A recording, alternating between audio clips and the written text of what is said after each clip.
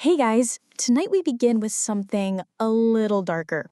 A time of plagues, punishments, and pottage. We're diving into what life was really like during the Middle Ages. Forget the castles and chivalry Hollywood sold you. The truth?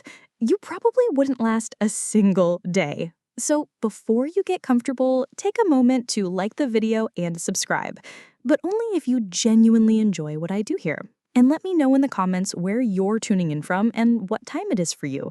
It's always fascinating to see who's joining us from around the world. Now dim the lights, maybe turn on a fan for that soft background hum, and let's ease into tonight's journey together. Congrats, you've just woken up in the year 1325. The good news, you're alive. The bad news, so are the fleas. Your bed is a half-rotted straw mattress stuffed with bugs and hay that smells like a barn floor because it was a barn floor 3 months ago. There's no memory foam, no pillows, and definitely no Egyptian cotton sheets. Just a wool blanket that hasn't been washed since last winter, and now weighs roughly as much as a small cow from the accumulated grime. You blink awake as the church bell clangs in the distance. It's the medieval version of an alarm clock, only louder and somehow even less merciful. Your home is a wooden hut with one room, no windows, and a charming open-concept floor plan where your family, livestock, and domestic insects all share the same space. The smell? Oh, it's a fragrant symphony. A subtle blend of stale beer, human sweat, goat, and something you pray isn't mold. But no, in your soul, probably is. Scented candles haven't been invented, and even if they were, they just melt on your dirt floor. You try to stretch, but immediately regret it because the air is freezing and your joints ache. You're 22 years old, which in medieval terms is roughly middle-aged. Your spine creaks like an old wooden door, and your knees sound like a bag of rocks being shaken by a confused peasant. Getting out of bed is a gamble. The floor is either wet from last night's rain, which leaks through the thatched roof, or crusty from something your neighbor's chicken did. Either way, your bare feet are now part of the ecosystem. Oh, and privacy? What's that? Your entire family and maybe a random cousin who just never left are waking up beside you. There's no bedroom, no curtains, no me time, just communal everything. Welcome to morning in medieval Europe, where you're never truly alone because parasites, rodents, and 8 other people are always with you. And this is just how your day starts. It only gets worse from here. So you've managed to crawl out of your medieval haystack of horrors. Congrats! Now nature calls, and it's not calling politely. It's screaming. Here's the part where you start missing the modern bathroom. There's no toilet, no seat, no toilet paper, no flush, not even a mildly resentful plunger in the corner. In the 14th century, relieving yourself is an adventure, a social experiment, and often a small public event.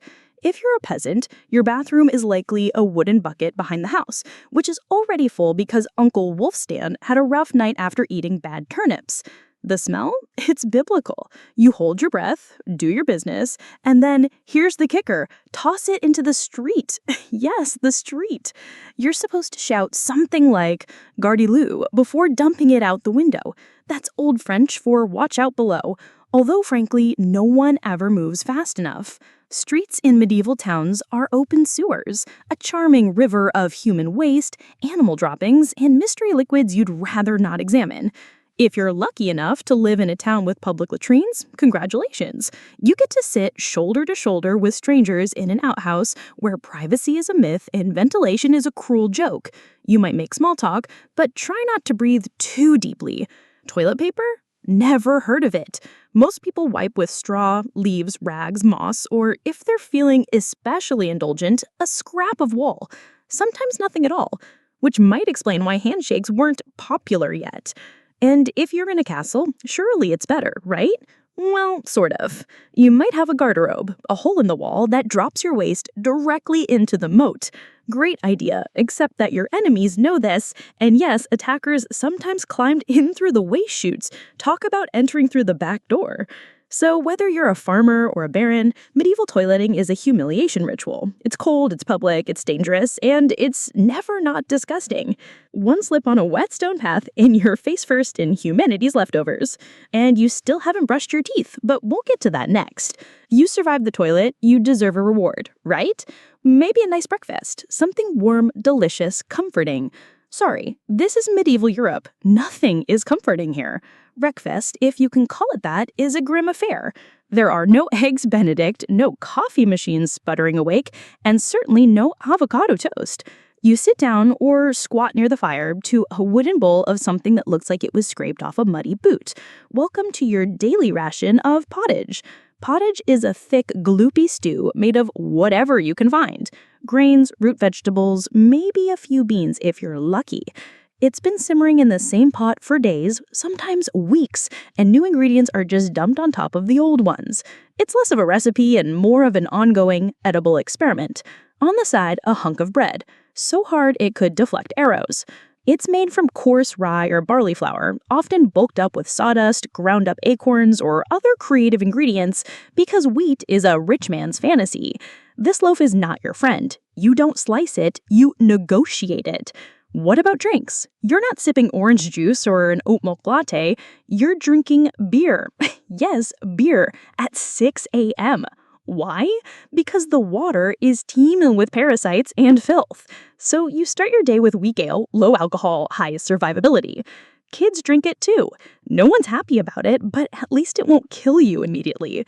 Once a meat or cheese? Dream on. That's for Sundays and Saints' feast days, and only if your lord is feeling generous.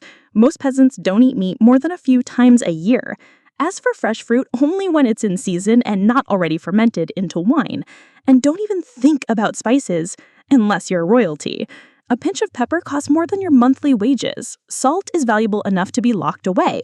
So you chew your gritty bread, gulp your medieval beer, and try not to think about the rat that may have nibbled your porridge in the night.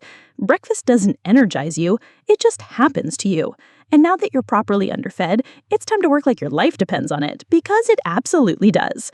So you've eaten your sad medieval breakfast, and now it's time to get dressed. Not that it'll help. Your wardrobe consists of exactly one outfit. One.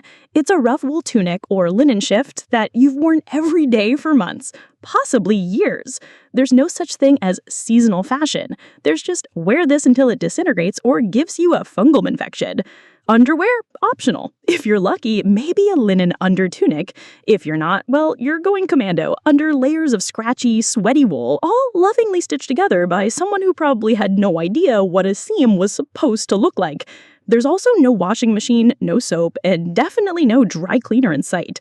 So your clothes are stained, stiff, and scented like a compost pile that's been left to marinate in a pigsty. Even if you wanted to wash them, it's not easy. You'd have to haul water from a river or well, heat it over a fire, scrap your tunic on a board with ashes or lye, and hang it in the sun, which is out approximately 3 days a year. And don't even get me started on shoes. If you own any, they're made of untreated leather, barely stitched together, and offer as much arch support as a banana peel. Most peasants just go barefoot through mud, through dung, through medieval landmines, aka sharp rocks and disease puddles. All this means one thing. Your skin hates you. You itch constantly. Fleas, lice, and bedbugs live rent-free on your body. Everyone has them. Nobles, lousy monks, itchy children, walking insect farms. No one escapes. You'll be scratching your armpit with a wooden spoon while chatting with the local priest. And no one will even bat an eye. Your skin is raw from rubbing, your scalp a battlefield of bites, and if you develop a rash, well, too bad. There's no dermatologist, no hydrocortisone, no one to tell you it's probably scabies. You just keep on suffering. And if you're lucky enough not to get an infection, great. That rash will simply accompany you for the next 6 months like an unwanted medieval sidekick.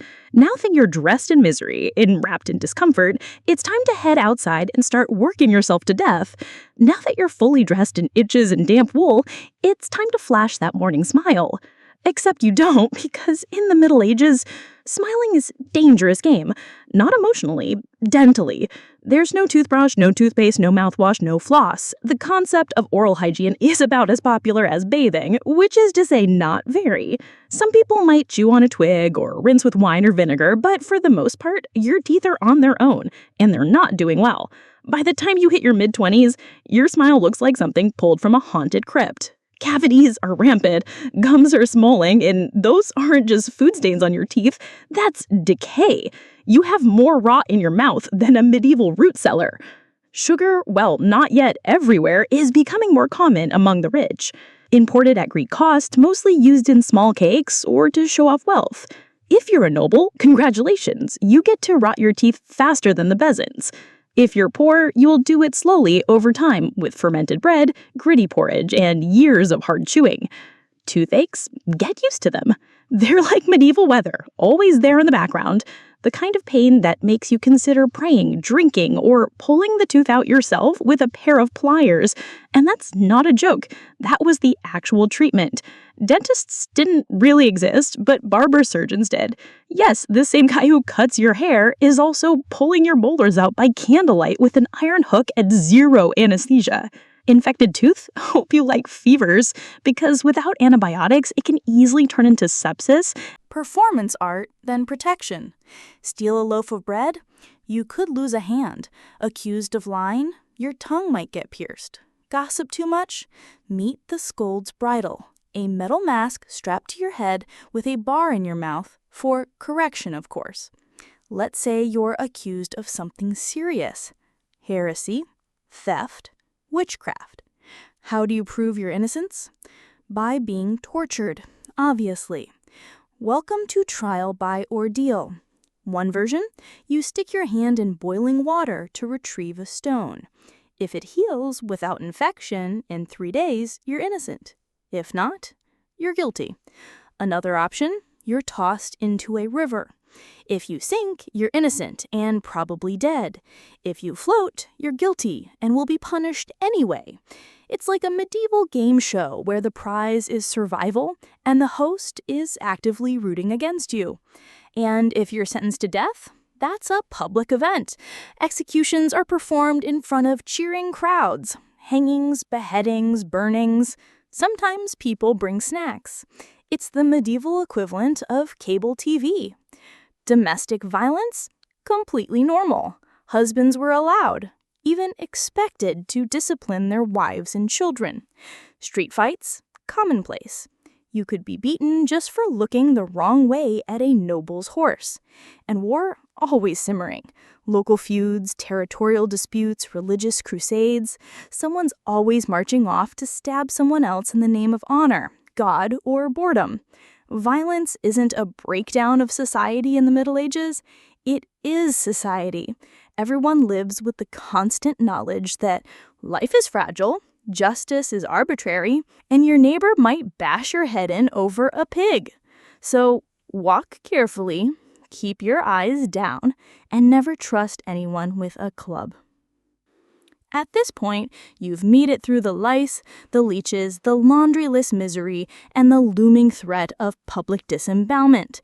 But now comes the final chapter of most medieval lives, an early and unglamorous death. If you're alive and still breathing past the age of 40, you're practically a celebrity. You might even be referred to as the old one, which is less of a nickname and more of a statistical miracle. Let's break it down. The average life expectancy hovers around 30-40 years, but that number is dragged down heavily by infant mortality. Nearly half of all children died before reaching age 5. Disease, malnutrition, or one bad winter was all it took. No vaccines, no antibiotics, no hope. If you survived childhood, you entered adulthood already exhausted. Work began as soon as you could walk upright, and by 25, your joints creaked like a monastery door. You might be missing several teeth, a finger, and most of your original optimism. Women faced a particularly deadly gauntlet: childbirth. It was one of the leading causes of death for medieval women. No pain relief, no medical intervention, just prayer, hot water, and someone holding your hand while you bled out on a straw-stuffed cot. For men, the dangers were different, but equally relentless. Farming accidents, infections from minor wounds, a neighbor's drunken rage, a crusade gone sideways. Even walking to the market could be risky if you cross-pathed with a bored bandit or an angry tax collector. Death could also come quietly from the plague, which turned cities into cemeteries overnight, or from famine, which could last entire seasons, thinning out entire villages. Or from bad luck, like eating spoiled grain and spending your final hours hallucinating and screaming at the walls. And funerals? You were lucky if you got one. Bodies were often buried quickly to avoid disease. No embalming, no polished coffins, just a hole, a few murmured prayers, and a shallow mound of earth if there was enough space left in the churchyard. So yes, in medieval times, life was brutal, short, and constantly under siege by death in all its casual forms. You didn't retire. You just stopped showing up. And speaking of exits, let's move on to your final chapter. The medieval dream dies. So, how's your day been? You've woken up in filth, relieved yourself into a bucket, brushed your teeth with wishful thinking, nearly passed out from hunger, worked until your spine cried for mercy, scratched your way through itchy wool, prayed to not get plague, and barely dodged a public execution for owning a squirrel. Welcome to a single day in medieval Europe. Still dreaming of becoming a knight? Think again. That romanticized version of the Middle Ages, gallant swordsmen, noble ladies in towers, heroic battles, and feasts in candlelit great halls, it's a myth, polished by fairy tales and fantasy books. In truth, the medieval world was gritty, cruel, and deeply unfair. Hierarchy was everything. If you were born poor, you stayed poor. If you were born rich, congratulations. You had a better chance of surviving. But you were still one bad soup away from dysentery and a hasty burial. Even the nobles weren't immune to misery. Castles were drafty stone refrigerators filled with fleas, smoke, and politically motivated marriages.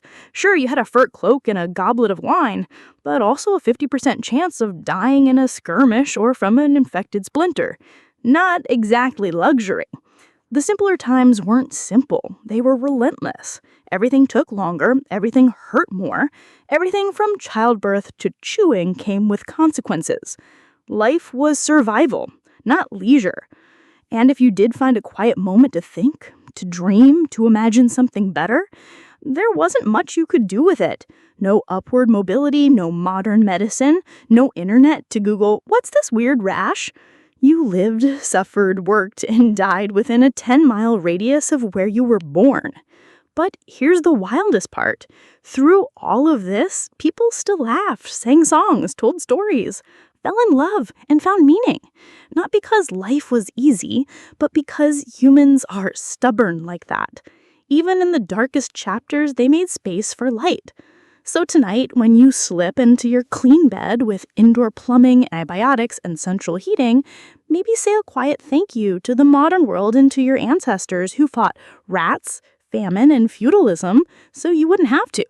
Long before she was Catherine the Great, Empress of all Russia, mistress of reform, and icon of ambition, she was simply Sophie. Born Sophie Friederike Augusta von Anhalt-Erst in 1729. She was the daughter of a relatively obscure German princely family. Her tiny duchy in Pomerania offered little in terms of power, but Sophie herself, she had something no title could provide: razor-sharp intelligence, relentless charm, and a quiet, burning hunger for greatness.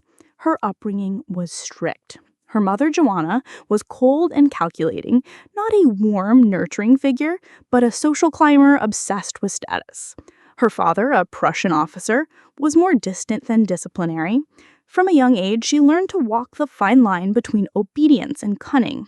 She read voraciously, spoke multiple languages, and learned how to observe a room before speaking in it, skills that would soon become survival tools in one of Europe's most brutal courts. When the Russian Empress Elizabeth Petrovna began searching for a wife for her heir, Grand Duke Peter, she looked beyond Russia's borders.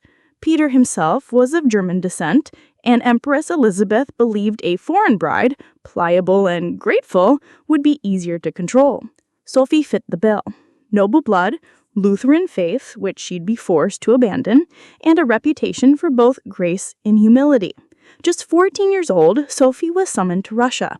She arrived in the freezing capital of St. Petersburg in 1744, wearing thin German fabrics and a diplomatic smile. Her mother pushed her forward like a chess piece. Sophie, however, had her own game in mind. To become acceptable in Russian society, she converted to Orthodoxy, taking the name Ekaterina Alexida, Catherine. The ceremony was public, symbolic, and life-altering. She wasn't just changing religions, she was burning the bridge behind her, stepping into a foreign empire with no way back.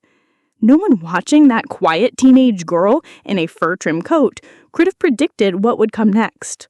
Betrayal, revolution, enlightenment, and empire. But from the moment Sophie stepped foot in the Russian court, she stopped being a pawn and began planning how to become a queen. Catherine's marriage to Grand Duke Peter was meant to secure her place in Russian royalty, but from the very beginning it felt more like a cage than a crown. Peter, heir to the Russian throne, was not the dashing prince of fairy tales. Awkward, immature, and obsessed with toy soldiers, he was far more interested in playing war games in his chambers than governing an empire or showing affection to his new wife. Some accounts even suggest He refused to consummate the marriage for years. He idolized Frederick the Great of Prussia and resented the Russian court that had adopted him. In contrast, Catherine embraced Russia with a fierce determination. She learned the language, studied its history, and memorized Orthodox rituals. She wanted to belong. Peter wanted to escape. This mismatch wasn't just emotional, it was political. The Russian court was a viper's nest of gossip, paranoia, and brutal power games. Empress Elizabeth still ruled with absolute authority, but her health was in decline. Everyone knew a transition was coming, and everyone had an agenda. Catherine was watched constantly. Her letters were read, her friendships monitored, and her every move scrutinized.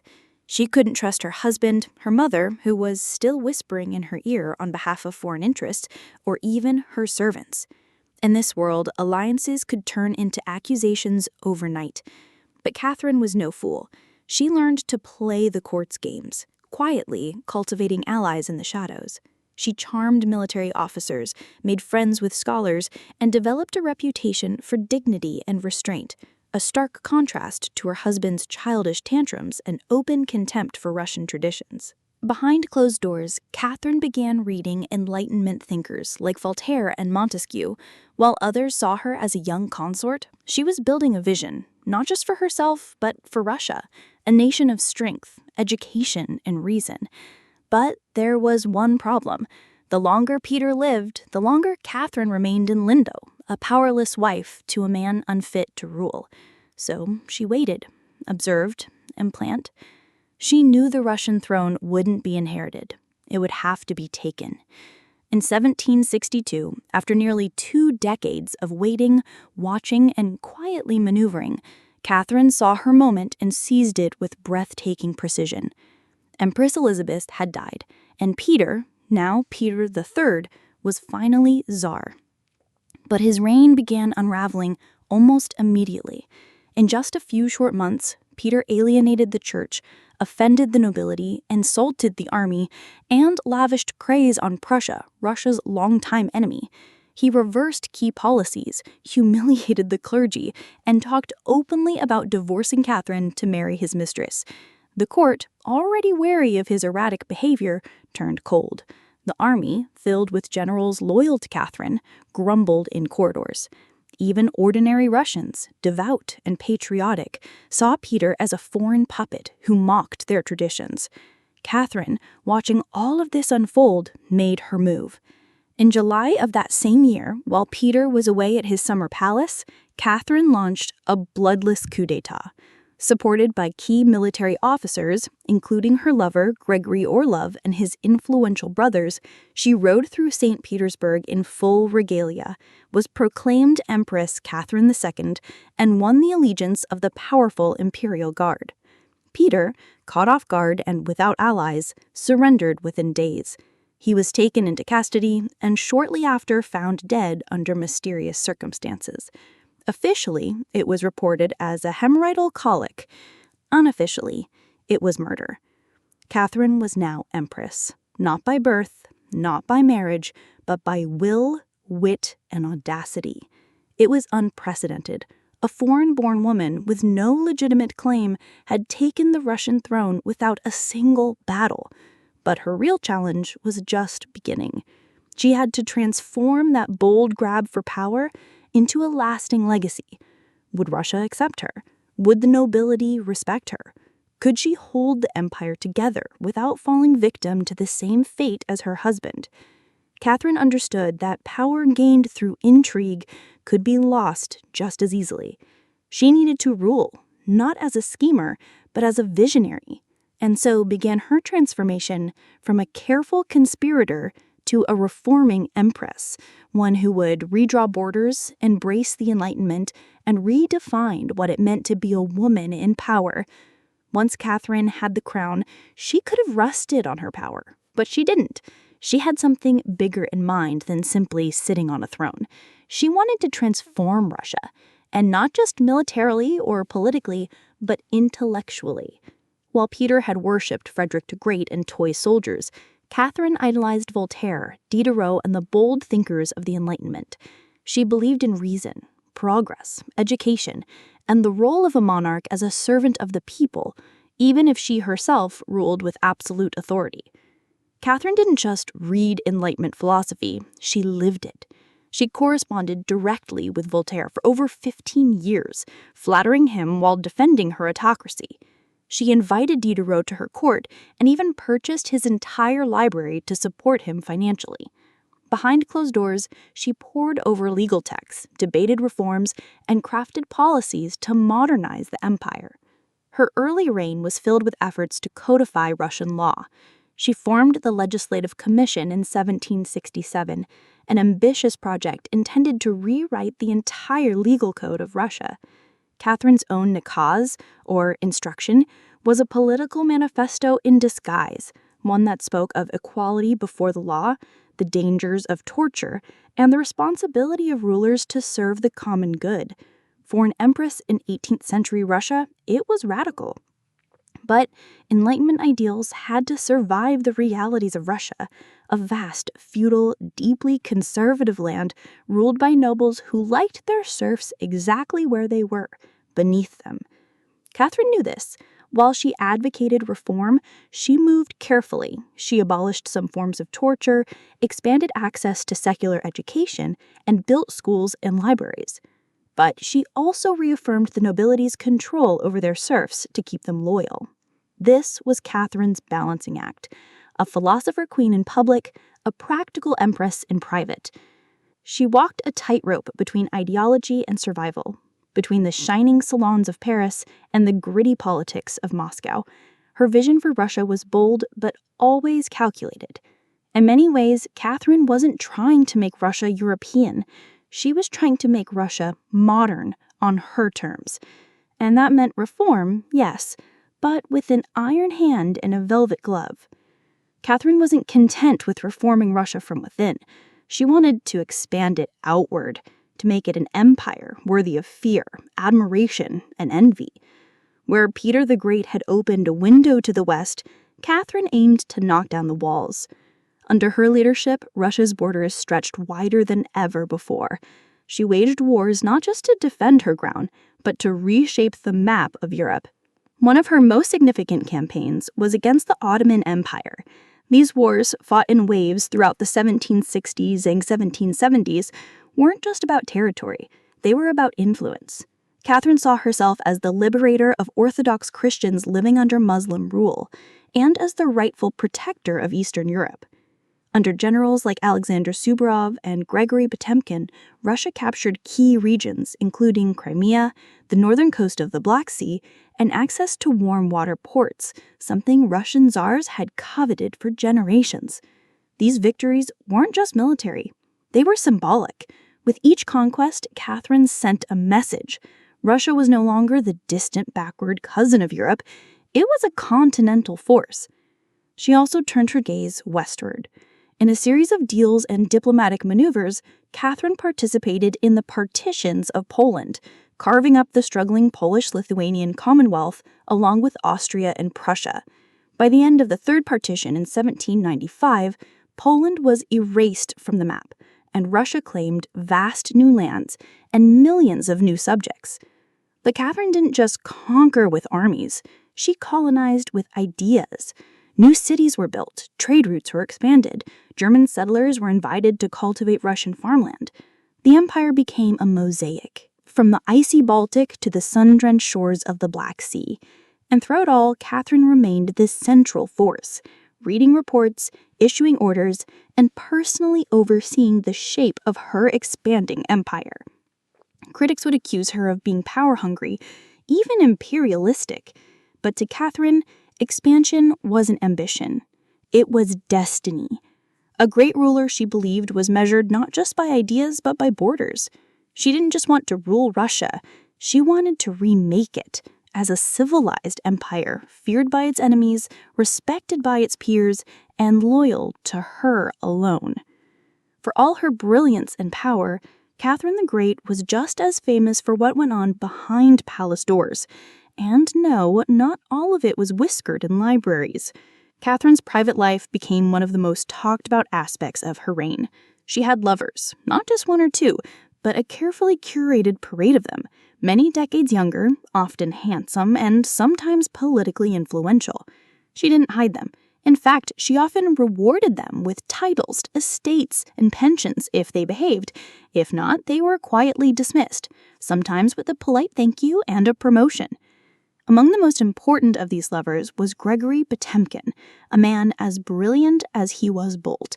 Their relationship blurred the lines between romance, politics, and partnership. Some historians believe they may have even married in secret. Together, they shaped military campaigns, colonization projects, and the transformation of southern Russia.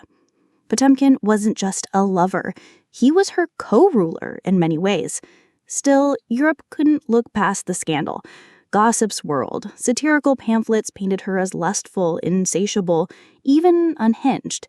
And after her death, he was captured, displayed in an iron cage, and eventually beheaded in Moscow, a public warning to all who dared follow. Afterward, Catherine doubled down on order and control. Her dreams of liberating the serfs quietly faded into silence. The rebellion had shown her the limits of enlightenment in a country still shackled by feudalism. She now leaned harder on the nobility, who offered loyalty in exchange for absolute control over their serfs. This was a turning point. The Empress, who once quoted Voltaire, now prioritized stability over philosophy. Reform became cautious. Surveillance increased. Rebellion, even whispered, was to be stomped out before it had breath. Pugachev may have lost his head, but he left behind a warning that haunted Catherine, that power built on inequality could only hold so long before the storm came crashing through. By the time Catherine the Great approached the final years of her life, she had ruled Russia for over 3 decades, longer than any female ruler in Russian history. From the moment she seized power, she had defied expectations, reshaped her empire, and redefined what a woman and a monarch could be. Under Catherine's reign, Russia became a true European powerhouse. Its territory expanded by over 200,000 square miles, swallowing Crimea, parts of Poland, and stretches of the Black Sea coast. These weren't just military wins. They were strategic pivots, securing warm water ports and reshaping trade. But her legacy wasn't only drawn on maps. Catherine left a cultural mark as well. She helped found the Hermitage Museum, amassed one of the greatest art collections in Europe, and corresponded with the greatest minds of the Enlightenment.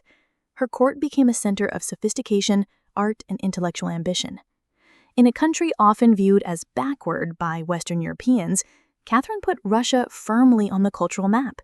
She modernized education, founding schools for girls, and promoted the printing of books.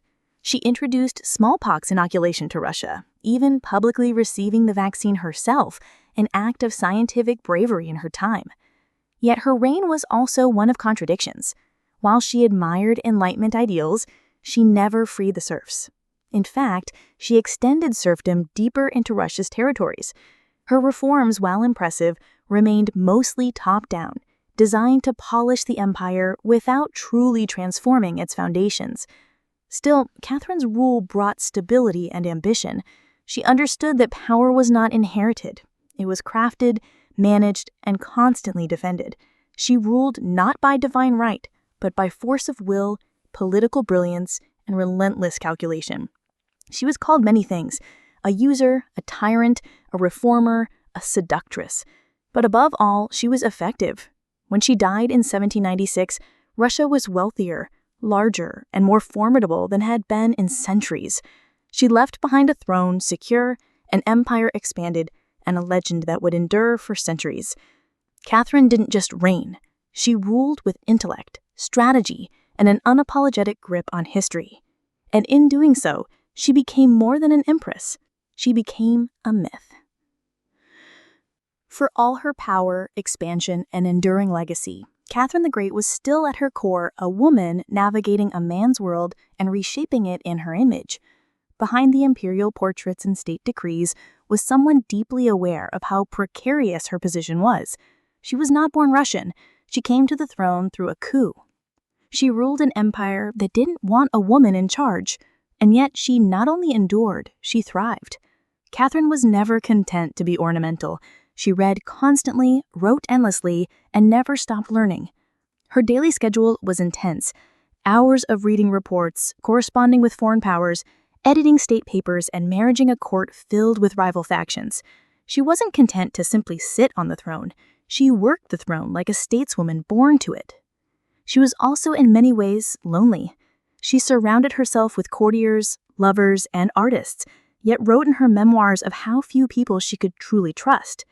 Her son, Paul, whom she distrusted and kept away from state matters, grew into a man she feared would undo all her progress. Her greatest emotional partnership, with Grigory Potemkin, faded into deep friendship, but his death in 1791 left a wound that never truly healed. Catherine crafted her image carefully. She understood the power of narrative and wielded it better than most monarchs of her age. She posed as Mother of Russia, enlightened monarch, warrior empress, and lover of the arts. But beneath those roles was a woman who had endured rejection, betrayal, scandal, and rebellion, and kept going. When she died in 1796, she left behind an empire transformed, but also questions. Could she have done more to end serfdom? Were her Enlightenment ideals compromised by politics? Was she more reformer or ruler? History remembers her by the title she never gave herself: the Great. It wasn't because she was flawless or kind or just. It's because she took power and wielded it on her own terms, in a time and place where women weren't supposed to have any. She didn't just wear the crown. She rewrote what it meant to deserve one. In the humid depths of the Chiapas jungle in southern Mexico, the ruins of Palenque whisper stories from the ancient Maya world. Towering temples rise above the canopy, their limestone faces eroded by time but still brimming with secrets. And in 1994, one of those secrets revealed itself. A team of Mexican archaeologists, led by Fanny Lopez Jimenez, was surveying Temple 3, a relatively modest pyramid next to the more famous Temple of the Inscriptions, the burial site of the mighty King Pakal the Great. Temple X, the throne, wasn't expected to hold much until they noticed something odd. A sealed, hidden chamber beneath the structure. No looters had touched it. It was pristine. When the archaeologists broke through and lowered themselves inside, they found a stone sarcophagus resting in silence. The air was heavy with the weight of centuries. As they opened the lid, red dust rose like smoke. Brilliant, shocking red. The interior was covered in powdered cinnabar, a toxic mercury sulfide used ceremonially by the Maya. And lying within that crimson cloud was the skeleton of a woman. She had been buried with care and reverence. Her bones were fragile, but intact, her skull still wearing a jade mask, and her body surrounded by mortuary offerings, necklaces, diadems, ear spools, all crafted from jade and shell. Everything about the burial screamed royalty, yet no name was inscribed. No glyphs identified her.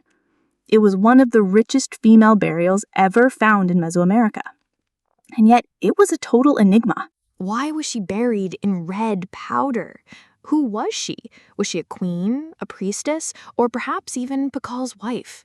The researchers called her the Red Queen, and the name stuck. But even with modern forensics, they couldn't say for sure who she was, only that she had lived around the 7th century during the golden age of Pakal. Unlike most Maya tombs, hers had been hidden, untouched, and purposefully isolated. Her burial wasn't just ceremonial, it was spiritual. This woman wasn't meant to be remembered with words. She was meant to be remembered through ritual, through color, and through the mystery she left behind. The most haunting feature of the Red Queen's tomb wasn't her jade jewelry or the silence of the sealed chamber. It was the red dust. A thick layer of powdered cinnabar covered everything: the sarcophagus, the walls, her bones, even the offerings around her. It clung like blood to stone. To the Maya, this was no accident. Cinnabar, made from crushed mercury sulfide, was one of the most sacred and dangerous substances in the ancient world.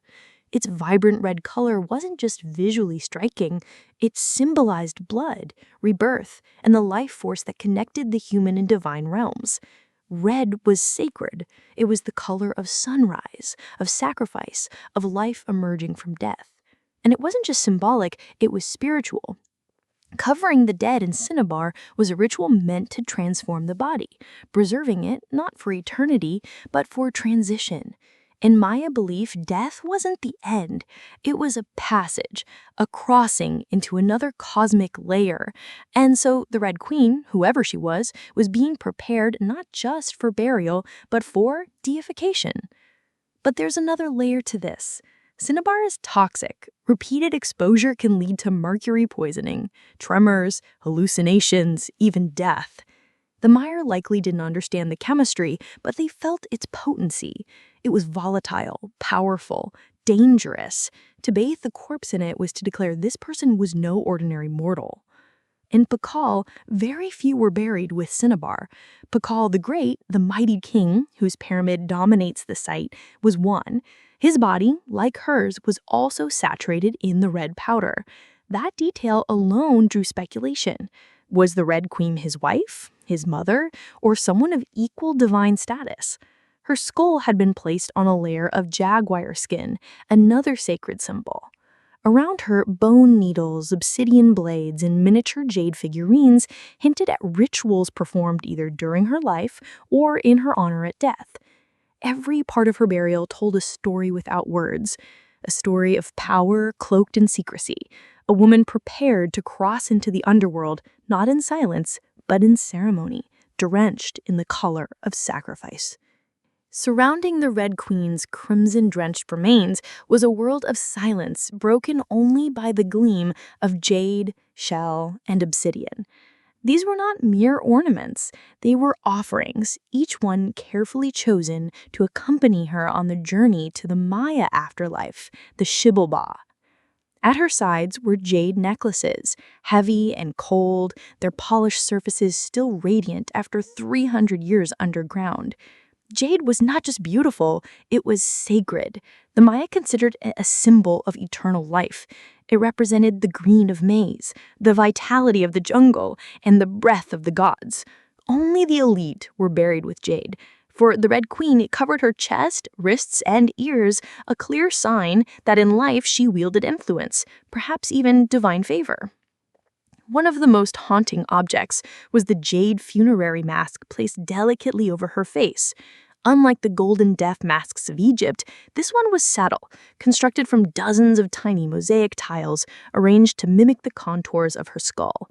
The mask served a ritual function to protect the soul, to preserve identity, and to present her as divine in the eyes of the gods. Scattered near her bones were bone needles, obsidian blades, and shell artifacts.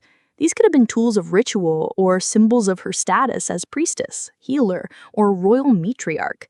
One bone pin was engraved, faint but purposeful, a small echo of her voice lost to time. At her feet and along the edges of the tomb were ceramic vessels, still sealed, likely once filled with offerings, food, drink, or incense to sustain her spirit beyond death.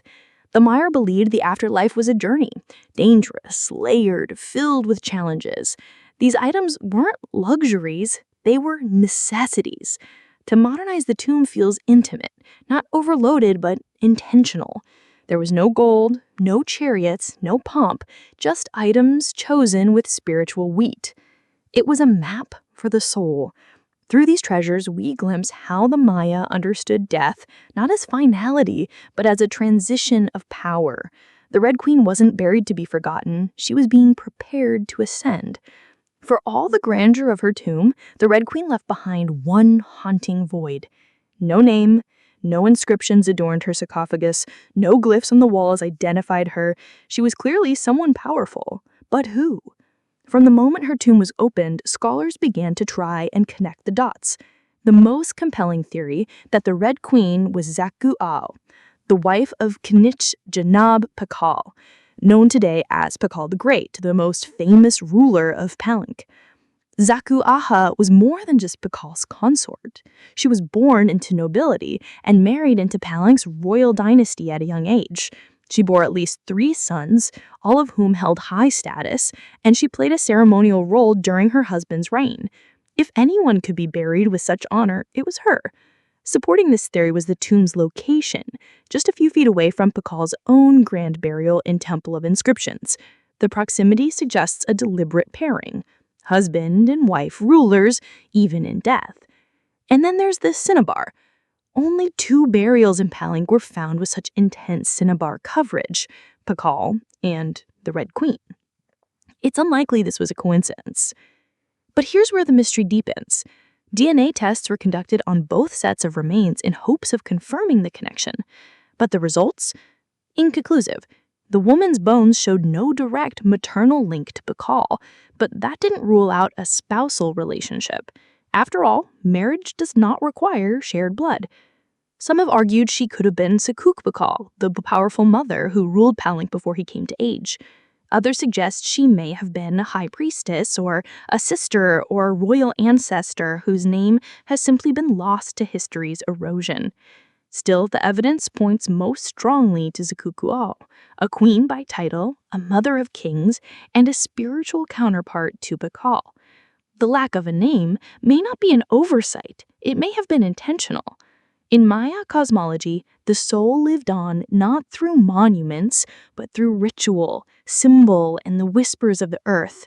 And so, the Red Queen remains suspended between legend and truth.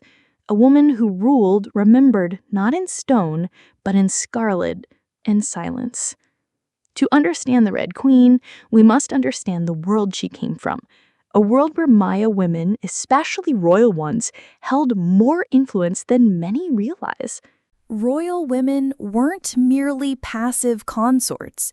They were diplomats, priestesses, and power brokers.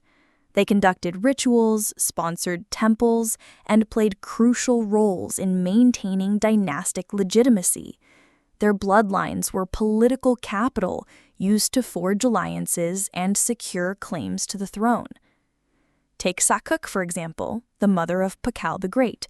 When the throne of Palank was left vacant, she took power herself and ruled as queen regent until her son came of age.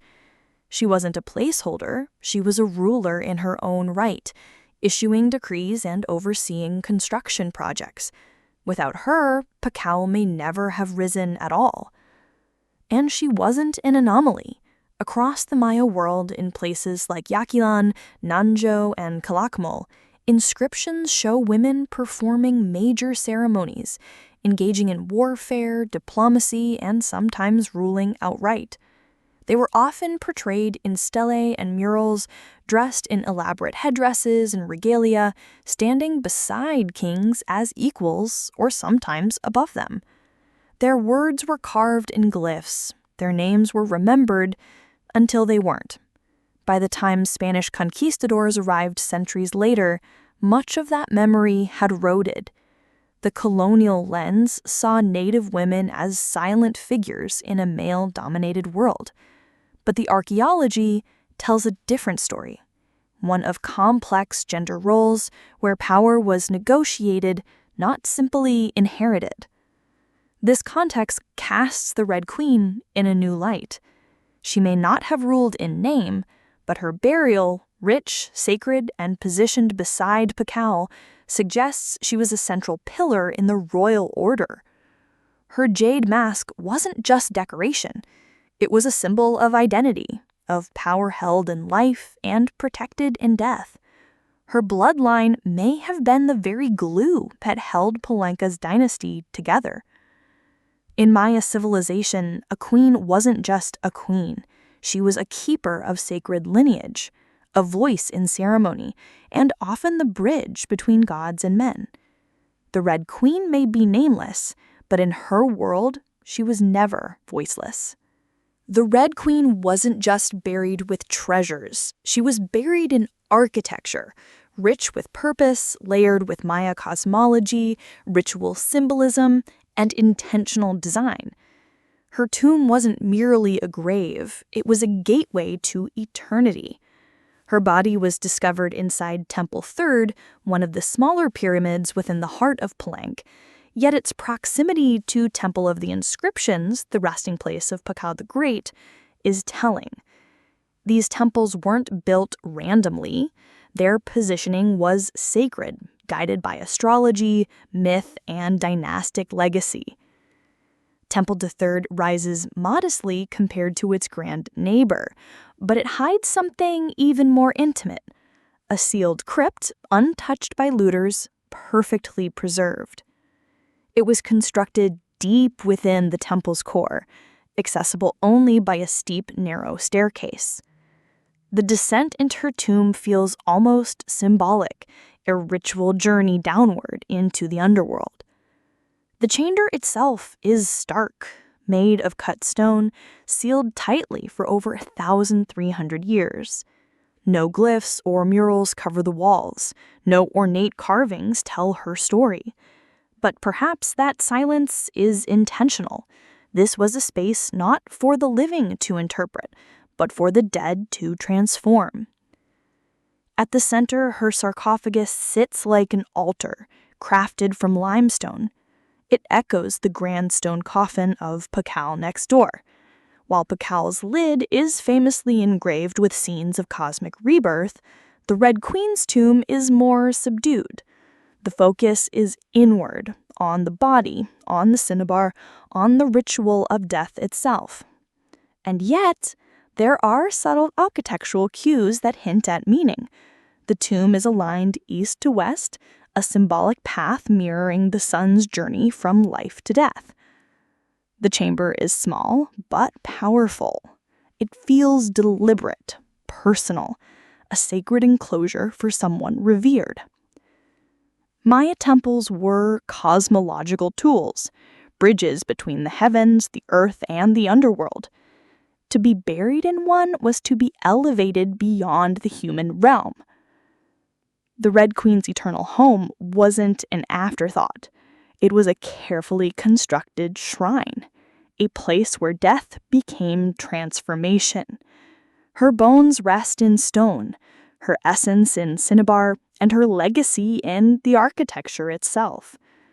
A temple that speaks without words, telling us she mattered. To the ancient Maya, death wasn't the end, it was a threshold, a sacred passage into the underworld known as Xibalba.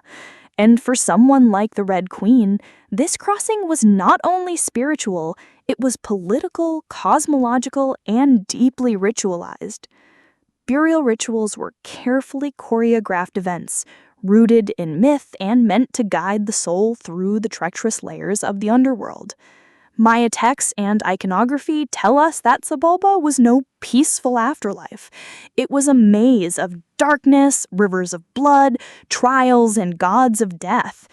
Only those properly buried, ritually prepared, and spiritually equipped could make the journey successfully.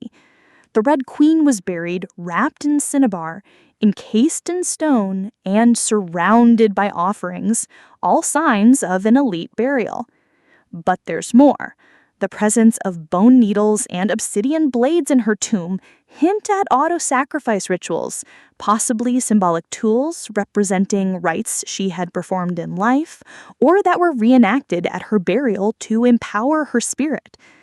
Her funerary mask, carefully assembled from jade tiles, was not simply decorative, it may have served as a spiritual vessel, preserving her face and identity as she journeyed into the afterlife. In Maya belief, the face was a mirror of the soul, and the soul needed to be recognized by the gods. The ceramic vessels surrounding her may have once held chocolate, maize, water, or even pulque to nourish her in the next world. Other items, like stingray spines or shell trumpets, could have represented spiritual tools, calls to the gods, or tokens of ritual communication. Burial wasn't just a goodbye, it was a transformation. The Maya believed in cycles, death as seed, burial as planting, and the afterlife as rebirth. Kings and queens were often seen as earthly incarnations of gods, and in death they returned to those divine origins. The Red Queen, covered in the color of blood, entombed in a pyramid and honored with offerings, was being prepared for rebirth, not as a mortal, but as a being tied to the sacred order of the cosmos. Her burial wasn't the end of her story. It was the beginning of her legend. Just a few steps away from the Red Queen's final resting place lies one of the most iconic tombs in Mesoamerica, that of Kinich Yenab Pakal, known simply as Pakal the Great. His burial, inside the grand temple of the inscriptions, is celebrated for its artistry, scale, and deeply spiritual symbolism. But what makes the Red Queen's tomb so extraordinary is not only what was inside, it's where it was found. Her sarcophagus was hidden within Temple 3, directly adjacent to Pakal's monument. In a city like Palenque, where every temple was carefully positioned to reflect cosmic principles, this closeness was no coincidence. It was intentional, a statement etched in stone. Many scholars believe the Red Queen was Zakbu Eo Pakal, Pakal's queen and trusted consort. While her tomb lacks inscriptions, the similarities between their burials are striking. Both wrapped in cinnabar, both entombed in pyramids, both buried with jade, and both treated with extreme reverence. These rituals mirror each other, as if two halves of a sacred narrative. Pakal's lid famously depicts him falling into the underworld tree, a cosmic scene of death and rebirth. The Red Queen's simpler tomb contains no such iconography, but the symbolism lies in the pairing itself. If Pakal represented the sun journeying through the underworld at night to rise again, then the Red Queen may have represented the moon, the feminine force that follows its own mysterious path in the sky. Together, they embodied a cosmic duality, masculine and feminine, king and queen, sun and moon, order and ritual. In Maya mythology, rulership was not singular, it was relational. Harmony in the cosmos required balance, and that balance extended into the dynastic court. By placing the Red Queen beside Pakal, the Maya were preserving not just a marriage, but a cosmic partnership. Their proximity in death may have mirrored their roles in life, a queen not behind, but beside her king, sharing not just a throne, but a legacy. In their tombs, they speak without words, two souls wrapped in cinnabar and stone, joined across eternity, one of history's most sacred silences. Though her name was lost to time, the Red Queen of Palenque endures not as a forgotten relic, but as one of the most enigmatic and powerful women of the ancient world. Her tomb, sealed for over 1,300 years, now whispers across centuries, inviting questions that echo louder with every discovery. She represents a mystery that still resists full understanding, We may never know exactly who she was. No glyph carved her name. No stela told her story. And yet, the care in her burial, the richness of her offerings, the symbolism of her crimson-drenched bones, all speak of a woman profoundly important, not merely as a wife or consort, but as someone who held real influence, spiritual weight, and royal blood. Today, the Red Queen forces us to reevaluate assumptions. She's a reminder that in the ancient Maya world, women were not silent. They led rituals, governed cities, and shaped dynasties. While kings like the Khal have long taken the spotlight, the Red Queen's reemergence reminds us that power did not belong to men alone. It flowed through mothers, queens, priestesses, and visionaries. Her legacy is more than the treasure she left behind. It's the conversation she started among archaeologists, historians, artists, and storytellers. Every jade bead, every layer of cinnabar, every architectural choice in Temple 3 tells us something deliberate. This woman mattered. And perhaps that's the most extraordinary part of her story. Not what we know, but what we still don't. The Red Queen teaches us that history isn't just a collection of facts. It's a living puzzle, a shared human longing to connect with the past. In that sense, her legacy is still unfolding. She lies wrapped in red, the color of life and sacrifice, of blood and rebirth. Her face, once hidden behind a jade mask, now stares back at us through science, art, and wonder. She remains nameless, but not voiceless, mysterious, but not forgotten. The Red Queen may have ruled a kingdom in life, but in death, she rules something greater, our imagination. Her tomb was sealed in stone. Her story was written in silence, and still somehow she speaks. Frida Kahlo was born on July 6, 1907, in the vibrant district of Coyoacán, then a village on the outskirts of Mexico City. Her childhood home, the Casa Azul, the Blue House, was filled with color, contradiction, and quiet strength. It would later become a sanctuary, a battleground, and a museum to one of the most iconic artists of the 20th century.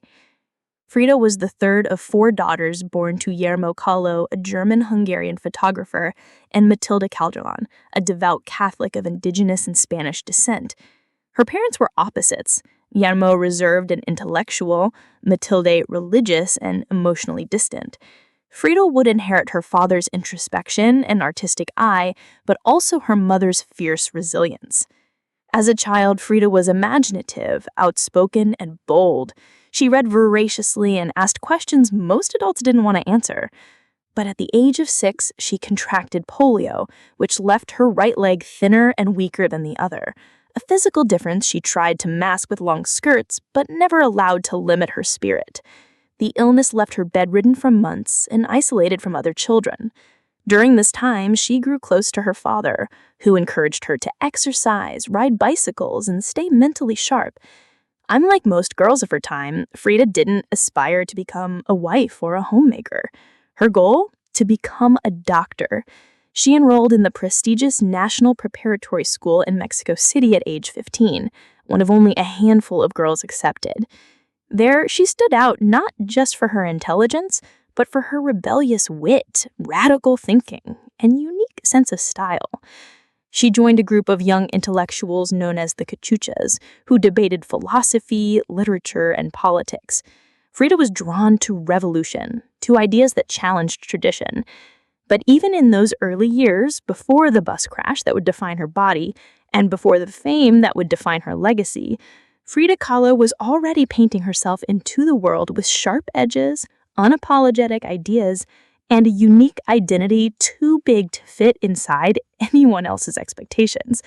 She wasn't just growing up in Coyoacán. She was preparing to remake herself entirely.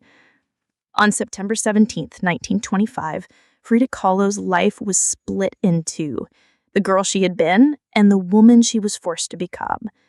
That afternoon, she boarded a wooden bus with her boyfriend, Alejandro Gomez Arraz, after school. They were laughing, teasing each other, and probably arguing. Frida never did anything halfway. But moments later, the bus collided with a streetcar. And in an instant, her future unraveled into pain, metal, and silence. The crash was horrific. The street cart crushed the bus against a wall, splintering wood and flinging passengers. Frida was impaled by an iron handrail. It entered her left hip and exited through her pelvis. Her spinal column was fractured in 3 places, her right leg shattered, her foot dislocated, her collarbone and ribs broke, her shoulder was dislocated, her abdominal was pierced. She was just 18 years old.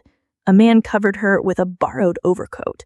Someone else noticed her body was sparkling, not from blood, but from the gold powder she had been carrying in a pouch. It had exploded on impact, dusting her broken form in what looked like glittering ash. Frida was taken to the Red Cross hospital and underwent numerous surgeries over the following months. She spent weeks in a body cast, flat on her back, immobile, writhing with infection and uncertainty. The future she'd imagined of becoming a doctor slipped further away with every passing day.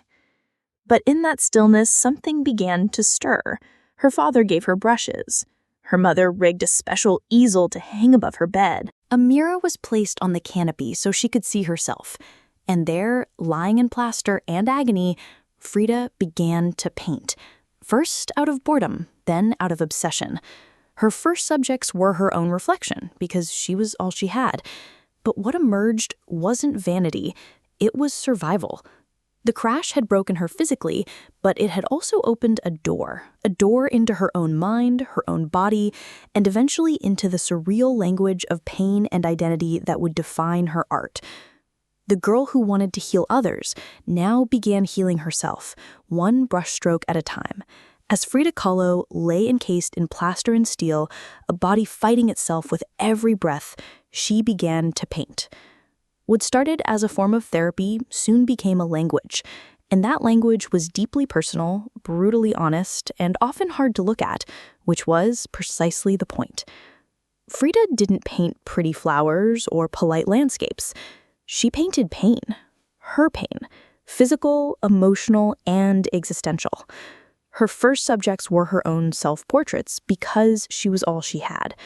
But what emerged wasn't vanity. It was survival.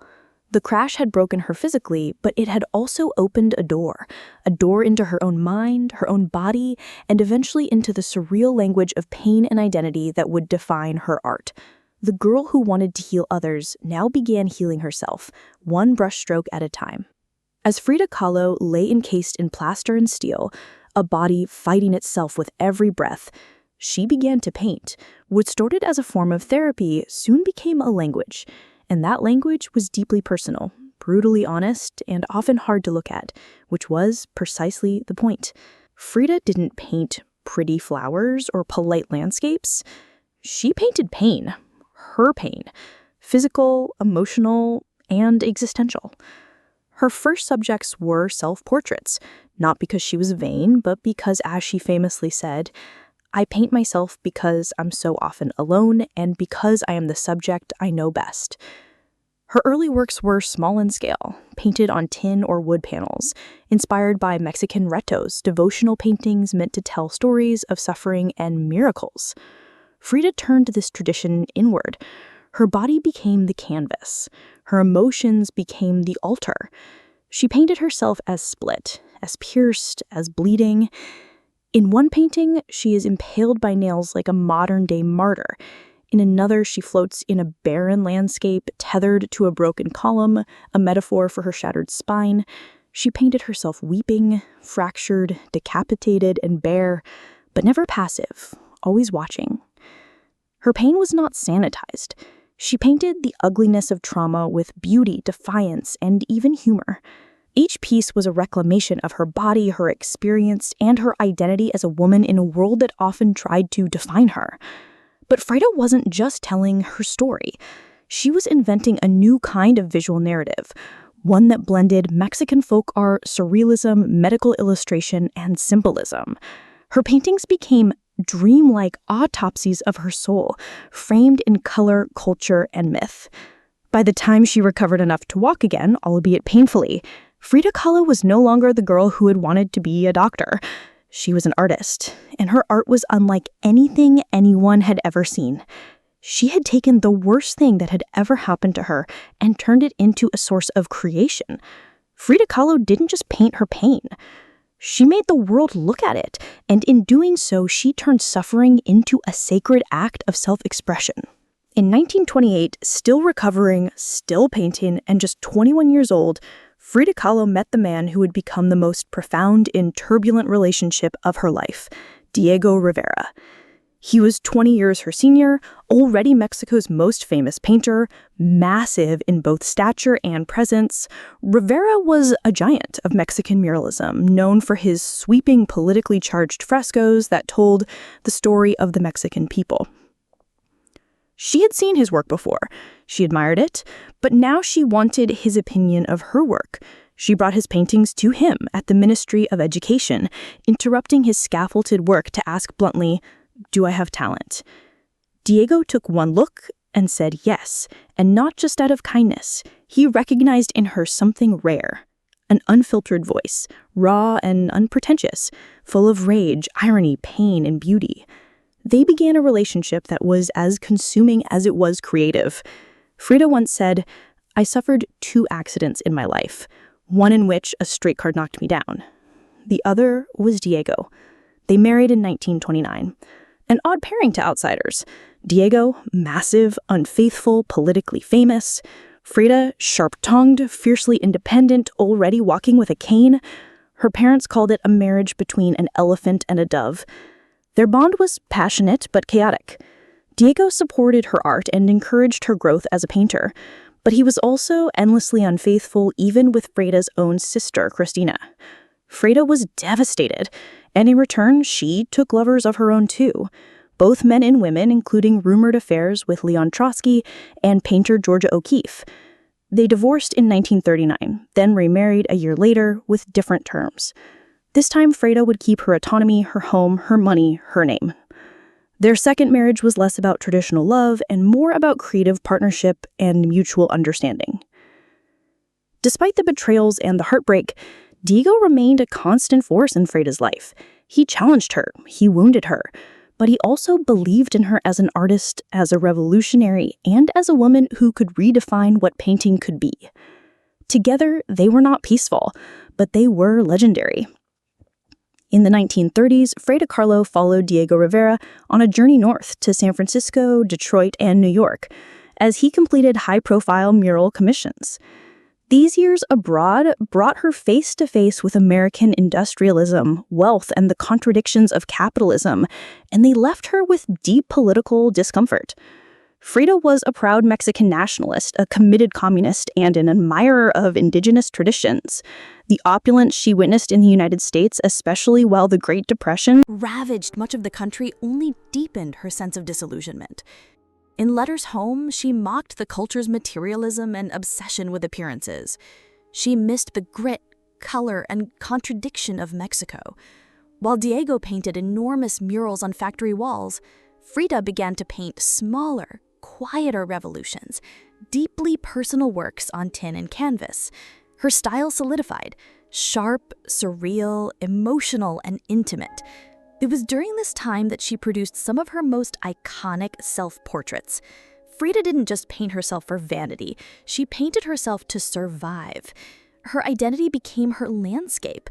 With her body constantly in pain from her accident, multiple surgeries, and a failed pregnancy in Detroit, she turned inward.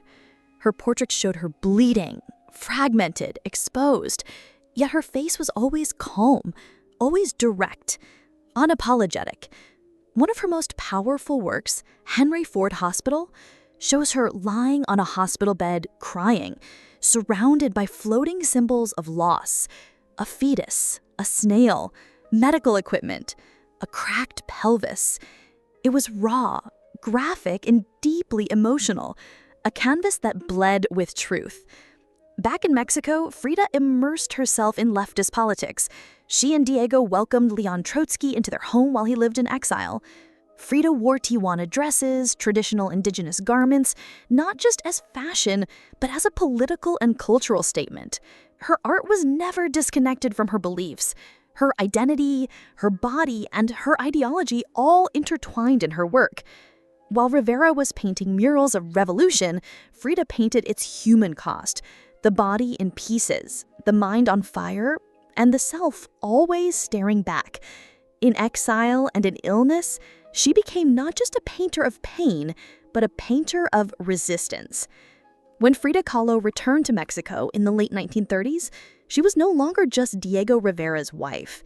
She had become something else entirely, a force, an artist whose work radiated with raw honesty, surreal symbolism, and cultural identity. Back in her homeland, she stepped fully into herself. Her Casa Azul in Coyoacan became a sanctuary of color and contradiction. Bright cobalt walls, yellow trim, Aztec statues in the garden, monkeys and parrots wandering freely. The house was a living extension of Frida's imagination. It was a blend of tradition and rebellion, elegance and earth. Here she surrounded herself with pre-Columbian artifacts, ex-votos, folk art, and revolutionary books. She wore bold Tijuana dresses, wove flowers into her hair, and painted amid the scent of copal incense and the sounds of mariachi on the street outside. This period marked an explosion of creativity. Her paintings became more intricate, more symbolic, and more political. Works like the two Fridas revealed a divided self, one in European dress with a bleeding heart, the other in indigenous clothing, strong and composed. It was Frida's visual autobiography, a portrait of love, loss, and heritage. In 1939, she exhibited her work in Paris, where artists like Picasso, Breton, and Kandinsky praised her fiercely original style. But even among the surrealists, Frida stood apart. When André Breton tried to label her as one of their own, she pushed back. "They thought I was a surrealist," she said, "but I wasn't. I never painted dreams. I painted my own reality." She painted Mexico, not the romantic postcard version, but the living, breathing country she adored. Her work pulsed with symbolism: skeletons, hummingbirds, hearts, thorns, corn, and blood. She honored the indigenous roots of her homeland while unmasking the violence of its past and present. But even as her artistic voice grew stronger, her health continued to decline. Multiple surgeries, infections, and chronic pain became daily realities. Still, she painted through it, propped up in bed, torso bound in corsets, fingers clenched around the brush. Frida had returned to Mexico not to rest, but to reclaim her power through paint, through politics, and through her fearless embrace of the self. As the 1940s wore on, Frida Kahlo's health continued to betray her. Her spine was deteriorating. Her right leg was constantly infected. She underwent more than 30 surgeries in her lifetime, often in grueling succession. At times, she was bedridden for months, encased in body casts or immobilized by traction devices that stretched her bones apart. But still she painted. Each canvas during these years became both a release and an act of resistance. Her works grew darker, more defiant. She painted with a clarity sharpened by pain, refusing to hide behind metaphor. In the broken column, she presents herself split down the middle, her body pierced with nails, a cracked ionic column replacing her spine. Yet her face is stoic, her gaze unflinching. Pain, for Frida, was no longer just a subject. It was her companion, her antagonist, her muse. Her political voice also grew louder. She joined the Mexican Communist Party, marched in demonstrations, wrote fiery letters, and called out imperialism and injustice. When her health no longer allowed her to walk, she appeared at protests in a wheelchair, defiantly holding signs and shouting slogans.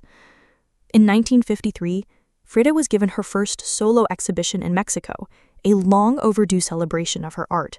But her health was so fragile, doctors told her she couldn't attend. So she did what only Frida would do. She arrived by ambulance, carried in on a stretcher, and placed in the center of the gallery on her hospital bed. Dressed in traditional finery, surrounded by her own work, she greeted guests with tequila, laughter, and that fire still burning in her eyes. Her final paintings were both childlike and harrowing. In Marxism Will Give Health to the Sick, she painted herself wearing a steel corset, cradled by the hands of Marx, casting away symbols of oppression. Her last known work was a still life of sliced watermelons, one piece bearing the words, "Viva la vida," long live life. Even in the face of death, she remained defiant, joyful, and political. Frida Kahlo's last portraits weren't just self-portraits. They were acts of revolution, painted in pain, but always signed with life. On July 13th, 1954, at the age of 47, Frida Kahlo died in the same place she had been born, La Casa Azul in Coyoacán. The official cause was listed as a pulmonary embolism, but those closest to her whispered of something deeper. She had been ill, yes, but also exhausted by pain, by surgeries, by the long war with her own body. Just days before, she had attended a political protest against the CIA coup in Guatemala. Weak and wheelchair-bound, she insisted on going, her clenched fist raised in the air. Revolution remained her final heartbeat. Her last diary entry was brief but piercing. "I hope the exit is joyful, and I hope never to return." Frida's funeral was held at the Palacio de Bellas Artes, Mexico's most prestigious cultural institution. Her body, draped in the red flag of the Mexican Communist Party, was watched over by friends, family, artists, and revolutionaries. Diego Rivera was inconsolable. He called her the greatest love of his life, even as his betrayals had nearly broken her. But in the years that followed her death, something extraordinary happened. Frida Kahlo refused to disappear. At first, her name was whispered only in art circles. Her works weren't easy to categorize, too political for surrealists, too surreal for traditionalists. But slowly her image, her story, and her defiance began to resonate. Through the 1970s and 1980s, as feminist scholars and activists reclaimed forgotten voices, Frida's became louder. She wasn't just a painter anymore. She was a symbol of pain turned into beauty, of feminism born through resistance, of Mexican identity celebrated without apology, of queerness, disability, revolution, and authenticity. Her face, unibrow, gaze, flowers in her hair became iconic. Her home became a museum. Her diary became a sacred text. And her paintings now hang in the world's greatest museums. Frida Kahlo had lived much of her life in Diego's shadow, but in death, she stepped forward. She didn't just leave behind paintings. She left behind a mirror and dared us all to look, not with pity, not with fear, but with fire. Today, Frida Kahlo's face is everywhere, printed on t-shirts, painted on murals, turned into dolls, memes, posters, and icons. Her signature unibrow, her flower-crowned hair, her direct gaze, all instantly recognizable. But what makes her legacy powerful isn't just that people know her face. It's that they recognize the truth behind it. Frida didn't try to be flawless. She didn't fit into boxes. She wasn't conventional, and she didn't care to be. In a world that demands perfection, she gave us realness. Raw, messy, vibrant, angry, joyful, contradictory realness. She celebrated what made her different, her disability, her queerness, her politics, her culture, and turned it into art that transcended borders and decades. She's become more than an artist. She's a global symbol of defiance, feminism, cultural pride, and creative resistance. For queer communities, she's a fearless bisexual icon who lived openly and unapologetically in a time that demanded silence. For women, she's a reminder that power doesn't require permission. For disabled artists, she's proof that pain can fuel the rush, not stop it. And for Mexico, she's a daughter reclaimed, fierce, folkloric, and forever part of the national soul.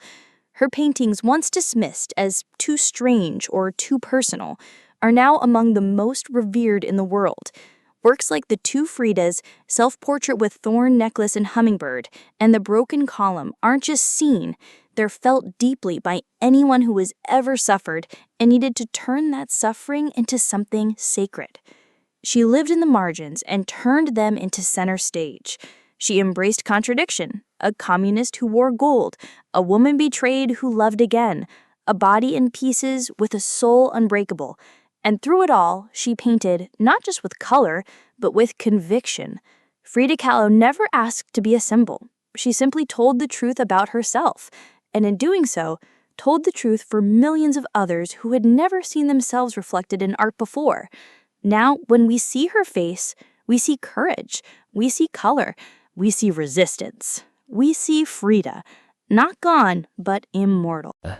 Welcome back to Boring History for Sleep, the show where I tell stories from history so that you can go to sleep. I'm your host, and tonight, we are going to be telling stories of how medieval peasants survived the coldest nights. So turn off the lights, grab your blankets, and let us get comfy as we go through some of the ways that peasants survived the cold in the Middle Ages. All right. First up for tonight, we got to talk about one of the main reasons why peasants in the Middle Ages were able to survive the cold. See, while they might not have had central heating or even modern clothing, they did have something that we don't really think about too much anymore: thick walls. You see, while we think about castles being these tall buildings with high ceilings and large open rooms, that wasn't really true for most of medieval history. In fact, the castle that we picture in our minds is really based off of just a couple of centuries in the 14th and 15th centuries, when wealthy people started building grander residences for themselves. But before this time, and really well into the 17th century after this trend started, most castles looked more like what we would call today a large house with thick stone walls. And this style was even sometimes used for other types of buildings, such as fortified churches. These thick walls would help insulate the home, helping them keep warm during the winter months. And while they didn't exactly do a good job at keeping out arrows, they were still quite useful. Next up, we need to talk about something that everyone knows helps keep us warm: fire. Now, while we don't usually associate medieval homes with being very clean places, that's not because they didn't know how to use things like chimneys, but instead because they just didn't want to put the effort into cleaning their home. Fireplaces and chimneys became more popular in Europe, starting around the 13th century. But many homes built before then still had at least a small opening in the roof to allow smoke from their fire to escape in. Even those that didn't would occasionally open their doors and windows to clear out the smoke, hoping that it wouldn't bring a draft inside. While this meant that they needed to constantly be careful of fire, fires were a big part of peasant life in the Middle Ages. They used them to cook food, heat water, light their homes, and even burn their waste. Because in the Middle Ages, they didn't just throw their waste out the window or flush it down a toilet pit. Instead, they just threw it into a corner and burned it. Well, maybe not that last one, but the others, definitely. Speaking of cooking food over the fire, that brings us to our next topic for tonight: the ever-important stew. If you've watched the show Vikings, then you've probably heard the characters talk about how much they love their stew. Well, it turns out that they weren't the only ones who liked this type of food. In fact, all throughout the Middle Ages, ants would eat nothing more than their famous pea soup. It was easy to make and could be made in large batches, meaning that they didn't have to spend time cooking every night. It also helped that the ingredients were cheap, as peas were considered a vegetable, not an import. This meant that they didn't have to spend lots of money on spices or other goods from faraway lands, meaning they could stick to eating mostly stew without getting sick of it. Not to mention that it helped keep them full, which was extremely important if you were working in the fields all day. To make matters better, the thick liquid helped prevent the food from getting cold too quickly, meaning that it could be eaten even after sitting out overnight. But no matter how much they loved stew, it probably still wasn't as good as pizza. And I think it's safe to say that medieval peasants probably never tried pizza, as this Italian dish wasn't invented until the 18th century. And you can find out all about the history of pizza in my episode, all about how it became so popular. But anyways, since they didn't have pizza, the peasants instead ate what was perhaps the next best thing, bread. In the Middle Ages, bread was the staple of the peasant diet, with wheat flour being by far the most popular type of flour that they used. They would use this flour to make loaves of bread that would last them multiple days, meaning that they didn't have to spend time each day making sure they had food. Of course, there were times when they would get fresh bread, but for the most part, they would just eat whatever they had left from the day before. What's interesting about this is that even though peasants ate bread every day, they rarely ever ate it plain. See, to save money, most peasants added whatever ingredients they had available to make their bread last longer.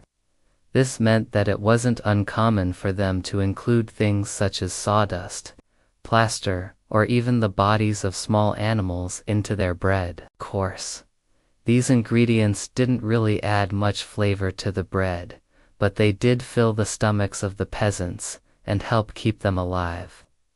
Another way that people kept warm during the winter months was by wearing layers upon layers of clothing. In fact, the stereotypical image of peasants wearing long robes over a tunic isn't inaccurate at all, as these types of outfits were perfect for keeping warm. These tunics would be loose-fitting shirts made out of linen that reached down past the knees. These were then tied off with a belt, and then a heavier outer robe would be worn over top. These robes would often be made out of wool, and were designed to be big enough to wrap around the body multiple times. This meant that not only did they help keep the wearer warm, but they could also double as a blanket while the person slept. And when it came to shoes, peasants typically wore wooden shoes known as sabots. These were made out of a single piece of wood that was carved to fit the shape of the foot. Holes were then carved out for the laces, and then the shoe was reinforced with metal. While not exactly comfortable, these shoes lasted a long time and helped keep their feet warm and dry. However, while they might have been good for walking around in the snow, they weren't great for working around the farm. So instead, when they needed to work, they would switch to iron shoes.